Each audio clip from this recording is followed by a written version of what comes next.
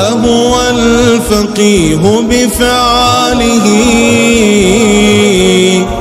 ليس الفقيه بنطقه ومقاله. الحمد لله نحمده ونستعينه ونستغفره ونؤمن به ونتوكل عليه ونعوذ بالله من شرور أنفسنا ومن سيئات أعمالنا. من يهده الله فلا مضل له ومن يضلله فلا هادي له. ونشهد أن لا إله إلا الله وحده لا شريك له. ونشهد أن سيدنا وسندنا ومولانا وشفيعنا محمدا عبده ورسوله صلى الله تعالى عليه وعلى آله وأصحابه وبارك وسلم تسليما كثيرا وداعيا إلى الله بإذنه وسراجا منيرا. أما بعد فأعوذ بالله من الشيطان الرجيم. بسم الله الرحمن الرحيم. وذروا ظاهر الإثم وباطنه إن الذين يكسبون الإثم سيجزون بما كانوا يقترفون. وقال النبي صلى الله عليه وسلم التائب من الذنب كمن لا ذنب له أو كما قال عليه الصلاة والسلام. آمنت بالله صدق الله مولانا العظيم وصدق رسوله النبي الأمي الكريم ونحن على ذلك لمن الشاهدين والشاكرين والحمد لله رب العالمين. میرے انتہائی واجب الاحترام بزرگوں اور عزیز بھائیوں،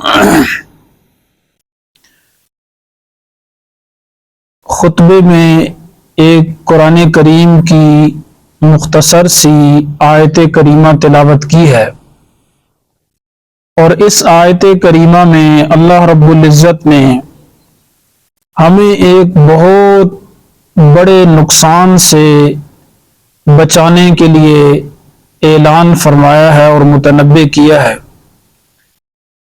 یہ اللہ تبارک و تعالی کی خصوصی رحمت ہے کہ اللہ رب العزت وقتاً فوقتاً ہمیں اپنے نبیوں اور پیغمبروں کی وساطت سے یہ آگاہ کرتے آئے کہ کون سی چیزیں مسلمانوں کے لیے نقصان دہ ہیں اور کون سی چیزیں مسلمانوں کے لیے فائدے اور نفع کی ہیں.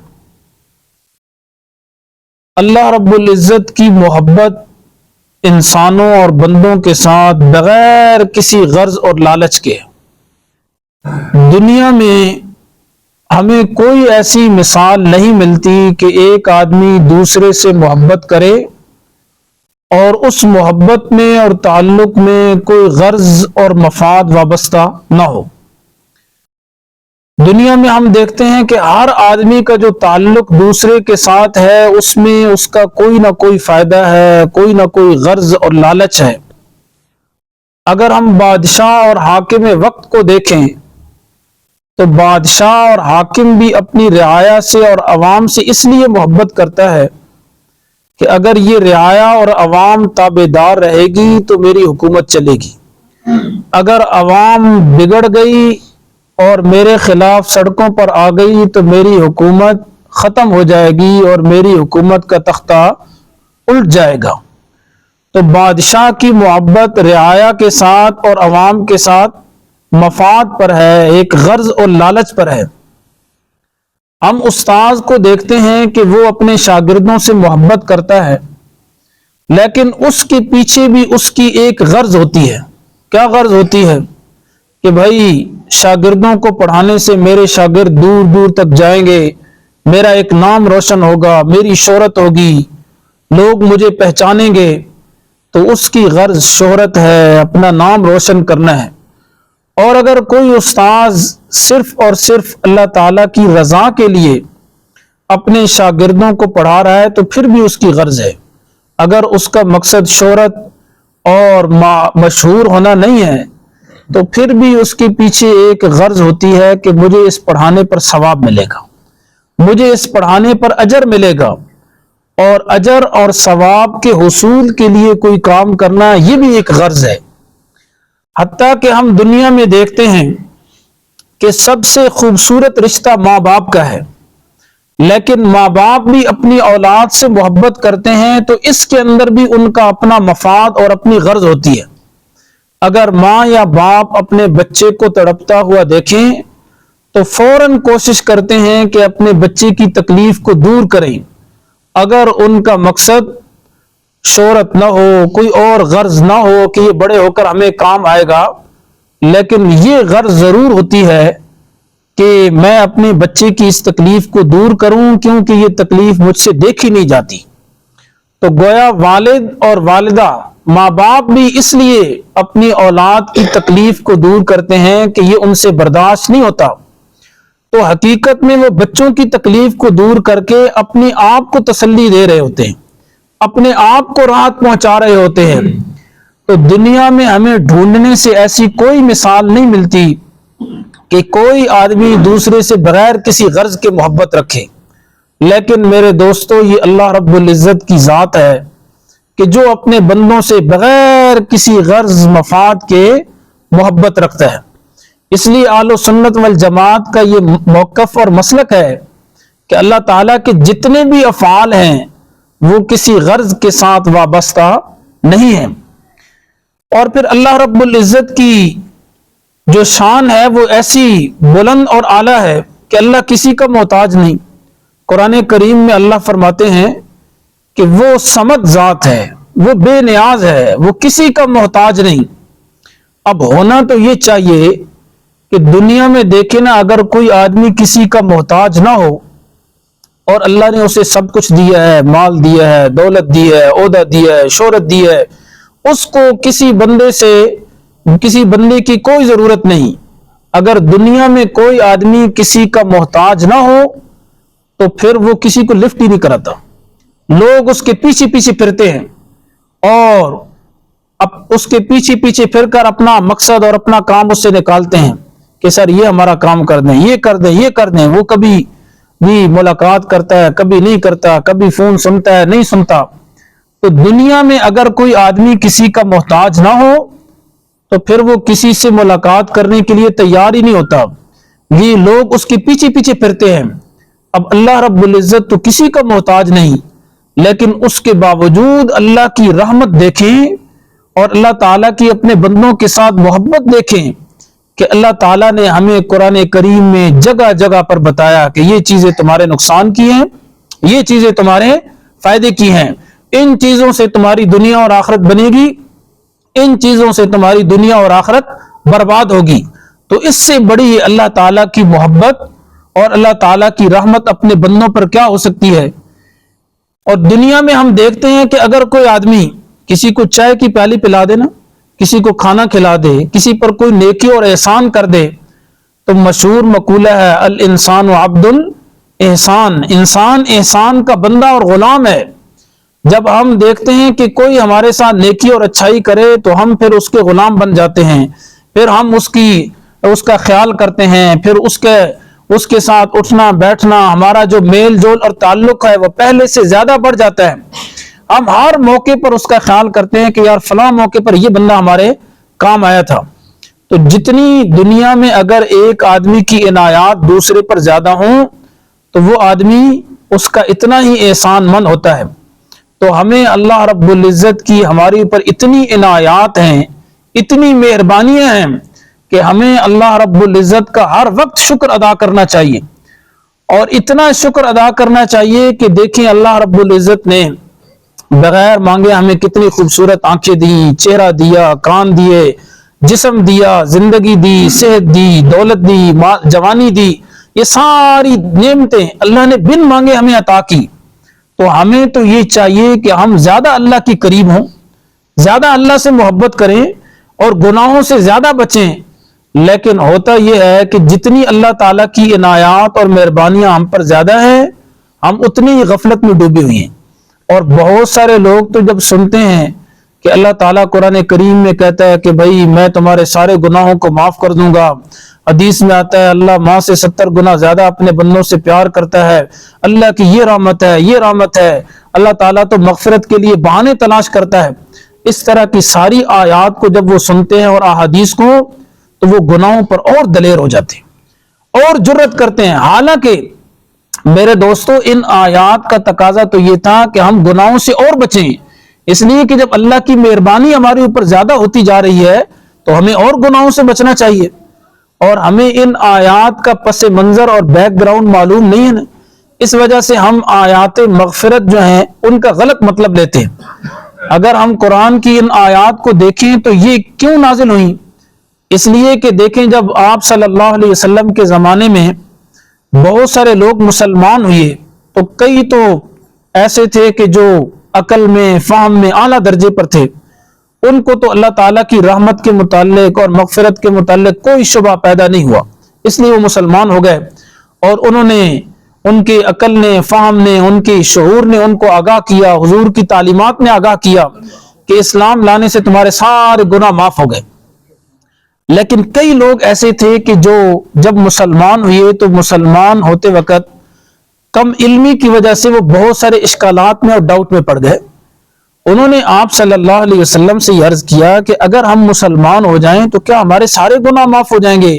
ہماری تو ساری زندگی شرک میں گزری، ہماری تو ساری زندگی گناہوں میں گزری، ہم نے تو ساری زندگی بتوں کی عبادت کی، اب 70 سال کی عمر میں مسلمان ہو جاؤں تو میرے گناہ کیسے معاف ہو سکتے ہیں؟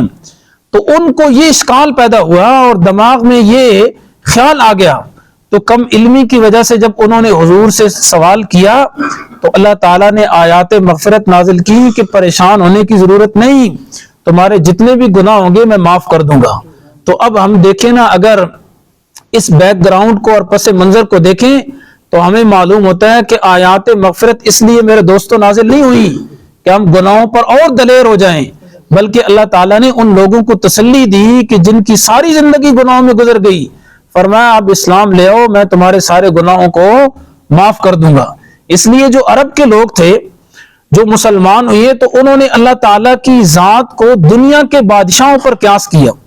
انہوں نے سوچا کہ جیسے دنیا کے بادشاہ ہوتے ہیں نا، ان کو حکومت اور نظام چلانے کے لیے رعایا کی ضرورت ہے، اپنی کابینہ کی ضرورت ہے جی، اسی طرح انہوں نے سوچا کہ اللہ تعالیٰ اکیلے دنیا کا نظام نہیں چلا رہا، بلکہ اللہ تعالیٰ کے ساتھ ہے، اللہ تعالیٰ کے نیک بندے بھی ہیں، یہ اور چیزیں بت وغیرہ یہ چیزیں بھی ہیں جو اللہ کے ساتھ شریک ہیں. اس لیے جب وہ کسی مشکل میں پھنستے تو اللہ کو پکارتے، جو بڑی مصیبت ہوتی، اور چھوٹی چھوٹی مصیبتوں میں جا کر کس سے درخواست کرتے؟ اپنے بتوں سے. آپ صلی اللہ علیہ وسلم نے ایک آدمی سے پوچھا جب وہ مسلمان ہوا، فرمایا کہ تم نے زمانہ جاہلیت میں اسلام سے پہلے کتنے خدا بنا رکھے تھے؟ اس نے کہا کہ میں نے 7 خدا بنا رکھے تھے، 6 تو زمین میں تھے اور 7واں اللہ تھا، یعنی اللہ کو بھی مانتے تھے. حضور نے فرمایا کہ بڑی مصیبت میں کسے پکارتے تھے؟ کہا یا رسول اللہ بڑی مصیبت میں تو اللہ کو پکارتے تھے اور چھوٹی چھوٹی مصیبتوں میں اپنے بتوں کے پاس چلے جاتے. اسی لیے قرآن کہتا ہے فَإِذَا رَكِبُوا فِي الْفُلْكِ دَعَوُا اللَّهَ مُخْلِصِينَ لَهُ الدِّينَ. جب مشرکین مکہ کشتی میں سوار ہوتے اور کشتی کو چاروں طرف سے موجیں گھیر لیتی اور ہر طرف سے کیا ہے ان کی زندگی خطرے میں پڑ جاتی، اب ان کو پتہ چل گیا نا یہ بڑی مصیبت ہے، اس سے سوائے اللہ کے کوئی نہیں بچا سکتا، تو پھر صرف اللہ کو پکارتے ہیں.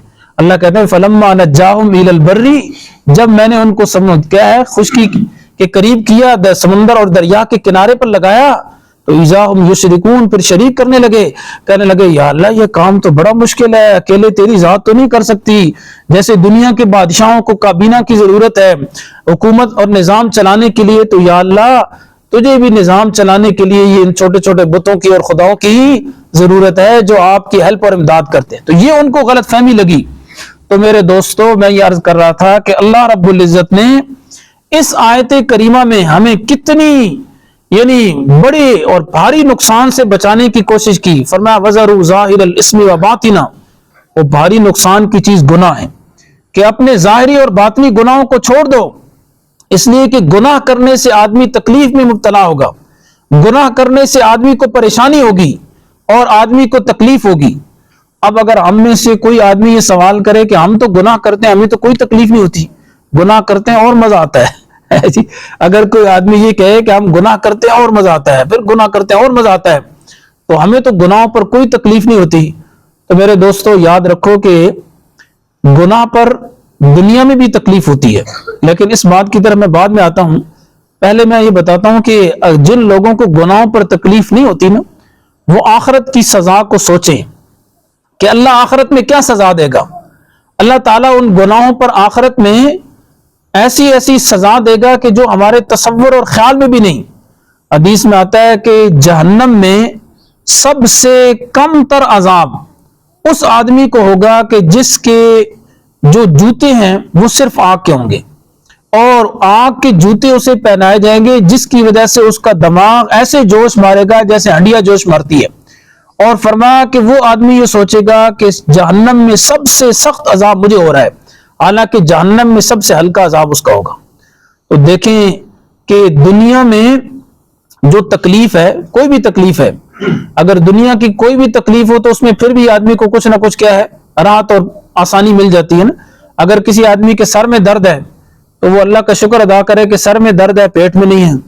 اگر کسی آدمی کا مال چلا گیا ہے تو یہ بہت بڑی تکلیف، لیکن پھر بھی کیا ہے، مال چلا گیا لیکن پھر بھی کم از کم کیا، عزت تو نہیں گئی، آبرو تو نہیں گئی۔ تو دنیا کی ہر تکلیف میں راحت بھی ہے۔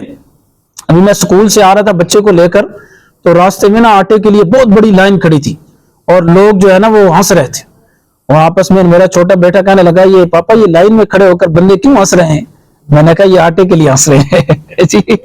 تو اب دیکھیں وہ بہت بڑی پریشانی ہے کہ سردی میں آدمی آٹے کے لیے اتنی بڑی لائن میں کھڑا ہو جائے، ہے تو تکلیف، لیکن اس کے ساتھ ساتھ وہ ہنس بھی رہے ہیں، اس لیے کہ وہ یہ سوچ رہے ہیں کہ صرف میں اکیلا نہیں ہوں بلکہ اور بھی ساری مخلوق کیا ہے، کھڑی ہے۔ تو دنیا کی ہر تکلیف میں راحت بھی ہوتی ہے، اس لیے کہتے ہیں نا مرگ امبو جشن دارد، کہ اگر آدمی بہت سارے لوگوں میں مرے نا تو مرنے میں بھی پھر کیا ہے، مزہ آتا ہے، کیونکہ بہت سارے مر گئے نا، ایک بندہ تو نہیں مرا۔ میدان جنگ میں جو لوگ مرتے تھے تو وہ ان کو اتنا پریشانی نہیں ہوتی تھی، کہتے ہیں یار یہ 10 مر گئے، میں بھی مر گیا تو کیا ہو جاؤں گا، اس لیے وہ دلیری سے لڑتے تھے۔ تو دنیا کی ہر تکلیف میں راحت بھی ہے، لیکن میرے دوستو آخرت کی جو تکلیف ہے اس میں تکلیف ہی تکلیف ہے، راحت کوئی نہیں۔ اس لیے قرآن کہتا ہے کہ آخرت میں آدمی کی زندگی ایسے ہوگی کہ لا یموت فیہا ولا یحیا، نہ اسے موت آئے گی نہ وہ صحیح زندہ رہ سکے گا۔ جب جہنم میں اس کی یہ جلد اور کھال جو آگ کی وجہ سے جل جائے گی، اللہ تعالیٰ نیا چمڑا پیدا کر دیں گے، تو یہ حالت ہوگی۔ تو دنیا میں گناہ کرنے کی وجہ سے اگر ہمیں تکلیف کا احساس نہیں ہوتا تو ہم یہ سوچیں اور غور کریں کہ آخرت میں بہت بڑی کیا ہے، سزا ملنے والی ہے۔ اور ویسے اگر دیکھا جائے تو دنیا میں بھی جو ہم گناہ کرتے ہیں تو اس پر بھی ہمیں تکلیف ہوتی ہے، اگرچہ وہ ہمیں تکلیف محسوس نہ ہو، کیونکہ جب کوئی آدمی گناہ کرتا ہے نا تو زیادہ گناہ کرنے کی وجہ سے اس کا مزاج ہی بگڑ جاتا ہے، اور جب مزاج بگڑ جاتا ہے تو اس کو جو تکلیف کی چیز ہے وہ لذت کی چیز محسوس ہوتی ہے جی، وہ جو چیز اس کو پریشانی والی ہے وہ راحت والی محسوس ہوتی ہے۔ اس کی مثال بالکل ایسے ہے جیسے ایک ایرانی آدمی ایران سے ہندوستان میں آیا وزٹ کرنے کے لیے اور سیر کرنے کے لیے، وہاں ایران میں کبھی اس نے حلوہ کھایا نہیں تھا، وہاں کسی حلوائی کی دکان کے قریب سے گزرا، دیکھا کہ بہترین حلوہ ہے اور جناب بوندی اور شکر پارے اور یہ حلوہ پڑا ہے، تو اس نے دیکھا کہ دکاندار نے کہیں آگے پیچھے دیکھا تو وہ جو ہے نا وہ جھولی بھر کر نا اپنی جیب میں اور کچھ ہاتھ میں ڈال کر شاپر میں ڈال کر تو بھاگنے لگا چوری کی۔ دکاندار نے دیکھ لیا تو دکاندار نے پیچھے سے جا کر نا اس کو پکڑ لیا، پکڑ کر سیدھا تھانے میں لے گیا اور کہا کہ بھئی تھانے دار کو بتایا۔ تھانے دار نے سوچا کوئی اتنا بڑا کیس تو ہے نہیں کہ اس کا چالان وغیرہ کیا جائے، تو تھانے دار نے صرف یہ سزا دی کہ بھئی اس آدمی کو گدھے پہ سوار کرو اور ساتھ اس کے بچوں کی کیا ہے فوج لگا دو، بچے ویسے بھی خوش رہتے ہیں، اور کہو کہ بھئی اس نے مٹھائی چرائی ہے اور حلوہ چرایا ہے، اس کا یہ انجام ہو رہا ہے۔ اب جناب اس کو گدھے پہ بٹھا دیا اور بچے اس کے پیچھے پیچھے، ساتھ کوئی آگے کو ڈھول والا بھی جا رہا تھا، اس نے بھی ڈھول بجانا شروع کر دیا۔ اب یہ ایک گاؤں کا اور اس شہر کا چکر لگوا کے اس کو چھوڑ دیا کہ اتنا بڑا کیس تو ہے نہیں. اب جب وہ ایرانی واپس گیا نا ہندوستان سے ایران میں، تو لوگوں نے اس سے پوچھا کہ ہندوستان کو دیکھ کر آئے ہو، ہندوستان کیسا ملک ہے؟ کہنے لگا ہندوستان خوب ملک است، حلوہ خوردن مفت است، ڈماڈم مفت است، سواری خر مفت است، فوج طفلہ مفت است، ہندوستان خوب ملک است. ہندوستان بہت اچھا ملک ہے، وہاں حلوہ مفت کھانے میں ملتا ہے، بچوں کی فوج مفت میں ملتی ہے، ڈم ڈم ڈھول اور باجے کی آواز مفت میں ملتی ہے، اور گدھے کی سواری اور کھوتے کی سواری مفت میں ملتی ہے. تو میرے دوستو یہی حالت ہے. اب یہ تو اس کے لیے ذلت تھی کہ سارے گاؤں اور شہر کا اس کو چکر لگوایا جا رہا ہے، لیکن وہ بے وقوف اپنی ذلت کو کیا سمجھ بیٹھا؟ عزت سمجھ بیٹھا. تو ہم بھی جب گناہ کرتے ہیں تو گناہوں کی وجہ سے ہمیں بہت زیادہ تکلیف ہونی چاہیے، لیکن ہمیں تکلیف کیوں نہیں ہوتی؟ اس لیے کہ جو ہمارا مزاج بگڑ گیا ہے تو کلفت کی چیزیں وہ بھی ہمیں کیا ہے؟ لذت کی چیزیں محسوس ہوتی ہیں. اور اس کا آسان حل یہ ہے کہ اگر آپ ایک ہفتے کے لیے کسی ایسے ماحول میں چلے جائیں جو دینی ماحول ہو، کسی مدرسے میں چلے جائیں، کسی جماعت کے ساتھ چلے جائیں، یا کسی اللہ والے کی صحبت میں چلے جائیں، کسی نیک آدمی کی محفل میں چلے جائیں ایک ہفتے کے لیے، اور ایک ہفتہ گناہوں سے دور رہیں. ایک ہفتہ اپنے آپ کو آپ یہ مشق کریں کہ میں نے گناہ کے قریب نہیں جانا، اور پھر اس کے بعد آپ دیکھیں کہ آپ کے دل کی کیفیت کیا ہوگی. اس کے بعد جب آپ سے چھوٹا سا بھی گناہ ہوگا نا تو آپ کو یوں محسوس ہوگا جیسے میرے اوپر پہاڑ گر گیا جی. اس لیے کہ پھر آپ کا مزاج ٹھیک ہو جائے گا نا، آپ کے دل کی اصلاح ہو جائے گی. جب دل سنور جائے گا تو پھر رات کی چیز نظر آئے گی، اور تکلیف کی چیز نظر آئے گی. اگر کوئی آدمی یہ کہے کہ ایک ہفتہ تو بہت دور ہے، ایک ہفتہ جا کر کدھر رہے؟ مدرسے میں، اللہ والوں کی صحبت میں، اس لیے ایک ہفتہ. اس کا بھی پھر میں آسان دوسرا نسخہ بتاتا ہوں. آسان حل یہ ہے کہ آپ جو ابھی آپ کی زندگی ہے 24 گھنٹے کی، آپ اس میں غور کریں. کبھی آپ کو پریشانی ہوتی ہے، کبھی آپ کو خوشی ہوتی ہے. خوشی کب ہوتی ہے اور پریشانی کب ہوتی ہے؟ ظاہر ہے کہ کوئی غلط کام کرتا ہے نا آدمی تو پریشانی ہوتی ہے، ضمیر ملامت کرتا ہے، کوئی جھوٹ بول دیا، کسی مسلمان کی غیبت کر دی، کوئی لڑائی جھگڑا ہو گیا، اور کوئی گناہ کا کام ہو گیا، تو پھر آدمی جب تنہائی میں اور خلوت میں بیٹھتا ہے تو آدمی کا ضمیر یہ آدمی کو آگاہ کرتا ہے کہ یہ جو کام تو نے کیا ہے نا یہ غلط ہے جی. اور بعض دفعہ آدمی کو ان 24 گھنٹوں میں خوشی بھی ہوتی ہے. خوشی کب ہوتی ہے؟ جب آپ قرآن کی تلاوت کر کے اٹھے نا تو آپ کے دل میں ایک کیا ہے؟ خوشی کے آثار ہوتے ہیں. یا کوئی غریب ہے اس کی ہیلپ کر دیں، چپ کر اس کی مدد کر دیں، آپ کو خوشی ہوگی. کوئی بھی نیکی کا کام کریں تو آپ کو خوشی ہوگی، اور گناہ کا کام کرنے پر پریشانی ہوگی. تو معلوم ہوا کہ گناہوں میں بہت زیادہ تکلیف ہے، اور گناہ کرنے کی وجہ سے ہمیں پریشانیوں کا سامنا کرنا پڑتا ہے، اور نیکیوں کی وجہ سے مزے ہی مزے ہیں، خوشیاں ہی خوشی ہیں. لیکن آج ہمیں نیکی میں خوشی کیوں نہیں آ رہی؟ اس لیے کہ ہمارا اندر کا سارا مزاج کیا ہو گیا ہے؟ بگڑ گیا ہے. جب ہم اپنے اس مزاج کو درست کریں گے تو انشاءاللہ جو ہے وہ ہمیں پھر نیکیوں کے اندر خوشیاں محسوس ہوں گی. اور تیسرا اس کا حل یہ ہے کہ اگر کوئی آدمی یہ بھی نہیں کرتا نا تو پھر اللہ والوں کو دیکھے کہ جو اللہ والے اور نیک لوگ ہیں، دیکھیں نا وہ کبھی پریشان نہیں ہوتے. کبھی آپ نے دیکھا ہے اللہ والوں کو پریشانی کی حالت میں؟ جی ہر وقت راحت ہی رات میں ہیں، مزے میں ہیں. کوئی بھی حالت پیش آ جائے، خوشی کی یا غم کی، دکھ کی یا سکھ کی، ہر حالت میں اللہ والے خوشی رہتے ہیں. یہ اس بات کی دلیل ہے کہ جب آدمی گناہوں سے بچے تو آدمی کی زندگی خوشگوار ہوتی ہے، اور جب آدمی گناہوں کی زندگی گزارے تو پھر آدمی کی زندگی پریشانیوں اور ٹینشن والی ہوتی ہے. ایک آدمی کسی بزرگ کے پاس گیا اور جا کر نا اس بزرگ کو اس نے بڑا قیمتی موتی ہدیہ کیا، قیمتی موتی اس نے گفٹ کیا. تو اس بزرگ نے وہ موتی لیا اور کہا کہ خدا تیرا شکر ہے. پھر اس کے بعد خادم نے بتایا، خادم کو کہا کہ یہ موتی رکھ دو. اب تھوڑی دیر کے بعد خادم نے بتایا کہ بھئی وہ موتی تو کہیں گم ہو گیا، کسی نے اٹھا لیا، چوری ہو گیا. تو آپ نے فرمایا کہ یا اللہ تیرا شکر ہے. خادم بڑا حیران، کہا حضرت یہ کیا بات ہے؟ موتی آیا تو تب بھی آپ نے کہا اللہ کا شکر ہے، چلا گیا اور چوری ہو گیا تو آپ نے کہا اللہ کا شکر ہے. فرمایا جب میرے پاس اتنا قیمتی موتی آیا نا تو میں نے اپنے دل کو ٹٹولا، دل کو پرکھا کہ میرے دل میں اللہ کی محبت زیادہ ہے یا مال اور پیسے کی اور اس موتی کی محبت زیادہ ہے. تو میں نے دیکھا کہ میرے دل میں کوئی اس کا امپیکٹ اور اثر نہیں ہوا. اتنا بڑا قیمتی آ گیا تو خوش ہونا چاہیے نا کہ بھائی اتنا پیسہ آ گیا اور اتنا بڑا قیمتی موتی آ گیا. ہمیں تو اگر کیا ہے کوئی 1000 روپے بھی کیا ہے فالتو آ جائے تو ہم دیکھیں نا ہماری دل کی حالت کیا ہوتی ہے.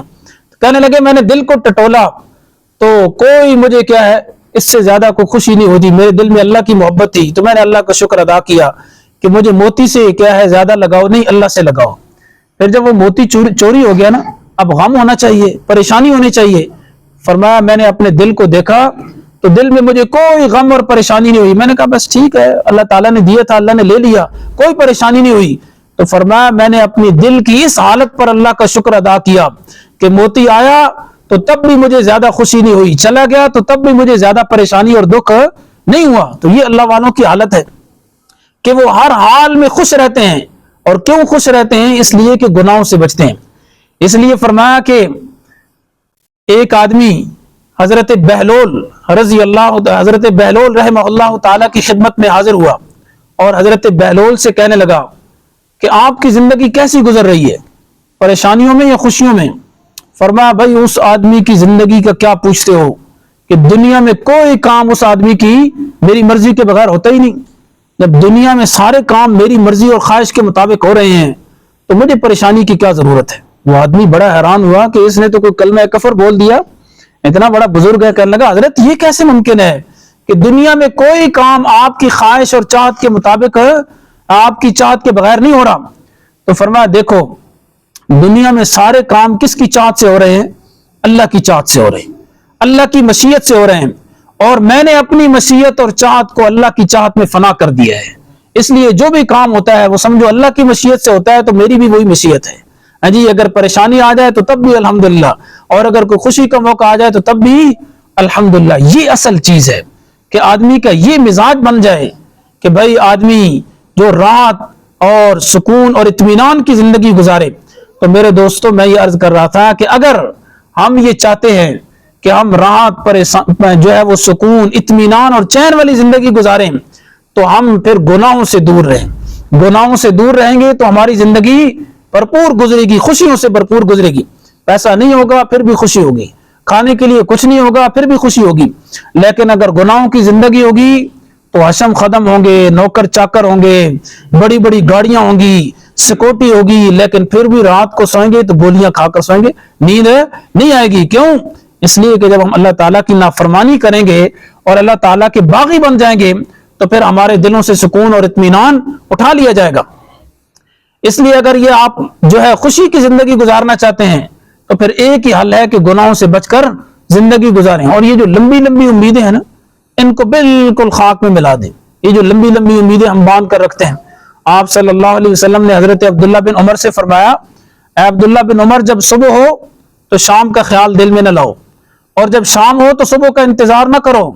نہ معلوم ہو سکتا ہے کہ تمہارا نام کل زندوں میں ہے یا مردوں میں ہے. زندگی موت کا کہ موت کا کوئی پتہ نہیں ہے. جی 24 گھنٹے تو کیا 24 منٹ کا پتہ نہیں, ابھی موت آ جائے.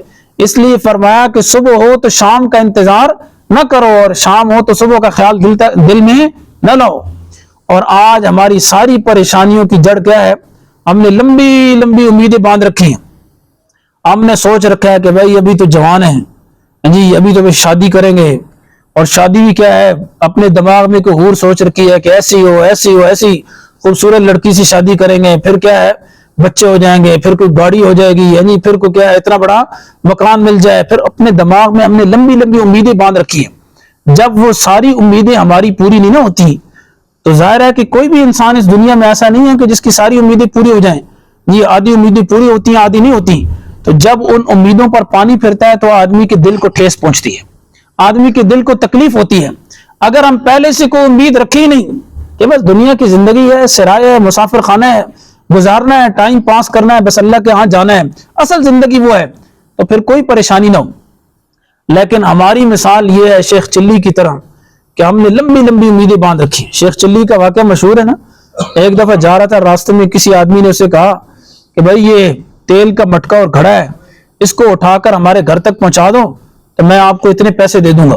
اب اس نے وہ تیل کا مٹکا مٹی کا اٹھایا سر پہ اور سوچنے لگا کہ آج تو بڑے پیسے آ جائیں گے, یہ میں جا کر اس کے گھر میں پہنچاؤں گا, میرے پاس پیسے آئیں گے, جب پیسے آئیں گے تو میں پھر ان سے کیا ہے بکریاں لوں گا، پھر اس سے اور بکریاں ہو جائیں گی، پھر میں ان بکریوں کو بیچ کر کیا ہے بیل گائے لے لوں گا، پھر اس سے اور کیا ہے جانور ہو جائیں گے، ان کو بیچ کر میں کوئی بھینسیں لے لوں گا، پھر وہ بہت بڑا کیا ہے میرے پاس وہ بھینسیں ہو جائیں گی، جانور ہو جائیں گے، تو اس کے بعد میں کوئی اور کیا ہے ان کو بیچ کر ایک بہت بڑا کیا ہے مکان محل اور کوٹھی بناؤں گا، پھر بادشاہ وقت کی بیٹی کو کیا ہے یہ نکاح کا پیغام دوں گا، اس کے ساتھ میرا رشتہ ہو جائے گا۔ یہ سارے منصوبے بنا رہا ہے اور سر پہ کیا ہے مٹی کا گھڑا ہے اور اس میں تیل ہے، اب راستے میں چل رہا ہے اور کہنے لگا جب میری شادی بادشاہ کی بیٹی سے ہو جائے گی، اور دل میں سوچنے لگا پھر بچے ہو جائیں گے، اور جب بچے ہو جائیں گے پھر تھوڑے سے بڑے ہو گے نا، کہیں گے پاپا پیسے چاہیے، ہم نے مم کھانی ہے، تو میں کہوں گا اشت، ایسے کہا نا اشت، کہ میں کہوں گا کہ نہیں پیسے نہیں ہیں، ایسا کنجوس تھا کہ پھر بھی سوچنے لگا کہ میں کہوں گا کہ پیسے نہیں ہیں۔ جب اس نے ایسے سر کو ہلایا نا، وہ سارا گھڑا نیچے آیا، ٹوٹا، سارے کا سارا تیل گر گیا۔ جو مالک تھا اس نے کہا کمبخت یہ کیا کیا ہے، میرا سارا تیل گرا دیا ہے۔ اس نے کہا بھائی تیرا تیل گرا ہے، جی میرا تو سارا خاندان اور کنبا ہی ڈوب گیا ہے جی میرا سارا خاندان اور کنبا ڈوب گیا ہے۔ تو میرے مسلمان بھائیوں آج ہماری مثال بھی شیخ چلی کی طرح ہے، ہم نے بھی امیدوں کا گھڑا اپنے سر پہ رکھا ہوا ہے کہ یہ کریں گے وہ کریں گے یہ کریں گے وہ کریں گے، اور پھر جب وہ امیدوں کا گھڑا ٹوٹتا ہے تو پھر ہماری حالت بھی شیخ چلی کی طرح ہو جاتی ہے۔ اس لیے دنیا کے ساتھ لمبی لمبی امیدیں مت لگائیں اور اپنی موت کو اور اپنی آخرت کو یاد رکھیں۔ اگر ہم روزانہ اپنی موت کو یاد رکھیں تو کوئی پریشانی کی وجہ ہی نہیں ہے۔ آپ صلی اللہ علیہ وسلم سے حضرت سیدہ عائشہ رضی اللہ تعالیٰ عنہ نے پوچھا کہ یا رسول اللہ کل قیامت کے دن کوئی ایسا خوش نصیب بھی ہوگا جو شہداء کے ساتھ اٹھے گا، اس کا حشر شہداء کے ساتھ ہوگا؟ حضور نے فرمایا ہاں، عائشہ جو دن رات میں 20 دفعہ موت کو یاد کرے کل قیامت کے دن اس کا حشر شہداء کے ساتھ ہوگا۔ اب میں سوچوں، آپ سوچیں، ہمیں دن میں کتنی دفعہ موت یاد آتی ہے؟ ہمیں تو پتہ نہیں پچھلے 20-30 سالوں میں کتنی زندگی گزر گئی۔ لوگ تو جنازے کے ساتھ جاتے ہیں تو وہاں بھی قبرستان پر سائڈ پر کھڑے ہو کر ایک دوسرے کے ساتھ لطیفے سنا رہے ہوتے ہیں اور گپ شپ، وہاں بھی ہمیں موت یاد نہیں آتی کہ ہم نے اس قبر میں جانا ہے۔ تو میرے مسلمان بھائیوں موت کو یاد کریں۔ آپ صلی اللہ علیہ وسلم نے ایک حدیث میں ارشاد فرمایا اکثروا ذکر عازم اللذات الموت، کہ لذتوں کو توڑ دینے والی چیز موت کو کثرت سے یاد کرو۔ اور آپ نے صحابہ سے پوچھا میرے صحابہ تمہیں اپنی زندگی کا کتنا بھروسہ ہے؟ کسی صحابی نے کہا یا رسول اللہ صبح کرتا ہوں شام کی امید نہیں، کسی نے کہا شام کرتا ہوں صبح کی امید نہیں۔ آپ نے فرمایا بھائی تمہیں تو پھر اپنی زندگی پر بڑا بھروسہ ہے۔ فرمایا قسم ہے اس ذات کی جس کے قبضے میں میری جان ہے، جب میں ایک قدم رکھتا ہوں اور پھر اس کو اٹھاتا ہوں تو مجھے یقین نہیں ہوتا کہ اگلا قدم میں رکھ سکوں گا یا نہیں، ہو سکتا ہے اس سے پہلے موت کا فرشتہ آ جائے۔ نماز میں ایک طرف سلام پھیرتا ہوں اور دوسری طرف سلام نہیں پھیرتا، مجھے اتنا یقین نہیں ہوتا کہ بھئی میں دوسری طرف بھی سلام پھیر سکوں گا یا نہیں، ہو سکتا ہے اس سے پہلے موت آ جائے۔ اور میں جب نوالا منہ میں ڈالتا ہوں تو اتنا یقین نہیں ہوتا کہ حلق سے نیچے اتر جائے، ہو سکتا ہے اس سے پہلے موت آ جائے۔ یہ کون کہہ رہے ہیں؟ میرے اور آپ کے نبی اور سارے نبیوں کے سردار جن سے موت بھی پوچھ کر آئی ہے، جی جن سے ملک الموت نے بھی آ کر پوچھا ہے کہ اللہ تعالیٰ آپ سے ملنا چاہتے ہیں اور آپ کی ملاقات کے خواہش مند ہیں، آپ کا کیا ارادہ ہے؟ تو حضور صلی اللہ علیہ وسلم نے فرمایا کہ جاؤ اور جا کر اللہ سے پوچھ کر بتاؤ کہ میرے جانے کے بعد میری امت کا کیا ہوگا۔ اب وہ ملک الموت گیا اور جا کر حضور اللہ تعالیٰ سے پوچھا، اللہ تعالیٰ نے فرمایا کہ جا کر میرے حبیب کو بتائیں ہم آپ کو آپ کی امت کے بارے میں خوش کر دیں گے۔ جب وہ واپس آیا تو آپ صلی اللہ علیہ وسلم کو یہ خوشخبری سنائی تو آپ نے پھر دعا کی اللہم بالرفیق الاعلی، یا اللہ آپ مجھے اٹھا لے۔ تو جن سے موت پوچھ کر آئی ان کی جی یہ کیفیت ہے کہ انہیں اپنی زندگی کا پل کا بھروسہ نہیں، اور ہماری کتنی لمبی لمبی امیدیں ہیں۔ یہ کسی آدمی سے پوچھو نا، یہ دوسری منزل پہ بیٹھا ہوگا اور 75 سال عمر ہے، شوگر اور بلڈ پریشر، کتنی بیماریوں کا مجموعہ ہے، کمر جھک گئی ہے، سر کے بالوں میں اور داڑھی کے بالوں میں چاندی آ گئی، سفید ہو گئے، پھر بھی راستے میں گزرو، راجہ صاحب کیا حال ہے؟ بس استاد جی خیر ہے، اللہ تعالیٰ کا شکر ہے، تھوڑی سی شوگر ہے باقی میں فٹ ہوں۔ اور سنائیں، بس ابھی موسم ذرا ٹھیک ہوتا ہے نا، سردیوں کا موسم ہے، تھوڑا سا موسم ٹھیک ہوتا ہے تو تیسری منزل کا ارادہ ہے، دعا کریں جی، تیسری منزل کا ارادہ ہے، 75 سال کی عمر ہے اور یہ نہیں سوچ رہا کہ بھئی اب فرشتے جی منتظر ہے تیرے، ملک الموت میں کیا ہے منتظر ہے تیرا، قبر میں تیرا گھر بننے والا ہے۔ تو میرے دوستو موت کی فکر کریں، آخرت کی فکر کریں اور اپنی موت کو کثرت سے یاد کریں۔ آپ صلی اللہ علیہ وسلم کے ایک صحابی تھے حضرت اسامہ رضی اللہ تعالیٰ عنہ، آپ صلی اللہ علیہ وسلم کو ان سے بڑی محبت بھی تھی، تو حضرت اسامہ رضی اللہ تعالیٰ عنہ نے ایک آدمی سے باندی خریدی۔ اس زمانے میں کنیز اور باندیاں ملتی تھی خدمت کے نہیں، آج کل کوئی ایسا کنسپٹ نہیں۔ تو حضرت اسامہ رضی اللہ تعالیٰ عنہ نے ایک آدمی سے باندی خریدی اور کہا کہ بھئی 2 مہینے کا میرے ساتھ ٹائم کر لیں اور میں 2 مہینے میں آپ کو پیسے دے دوں گا، ادھار کر لیا۔ آپ صلی اللہ علیہ وسلم کو معلوم ہوا تو آپ نے فرمایا لوگوں اسامہ کی حالت پر تعجب کرو، زندگی کا بھروسہ ایک لمحے کا نہیں، اور اسامہ نے 2 مہینے کے وعدے پر باندی خرید لی اور مالک کے ساتھ ادھار کر لیا۔ تو آپ صلی اللہ علیہ وسلم نے فرمایا کہ اسامہ کی حالت تعجب کی ہے، تعجب کے لائق، اور ہماری حالت وہ تو تعجب پر تعجب ہے۔ بہت زیادہ تعجب ہونا چاہیے کہ ہم جتنی غفلت کی زندگی گزار رہے ہیں اور ہماری جیسی زندگی ہے اور گناہوں میں کیا ہے زندگی گزار رہے ہیں، اللہ تعالیٰ کی نافرمانی میں اور اللہ تعالیٰ کی بغاوت میں زندگی گزار رہے ہیں، اور پھر ہمارے کان پر کبھی جوں تک نہیں رنگتی۔ دعا کرو اللہ تعالیٰ ہمیں آخرت کی فکر اور موت کی فکر نصیب فرمائے۔ اللہ تعالیٰ مجھے اور آپ کو عمل کی توفیق عطا فرمائے۔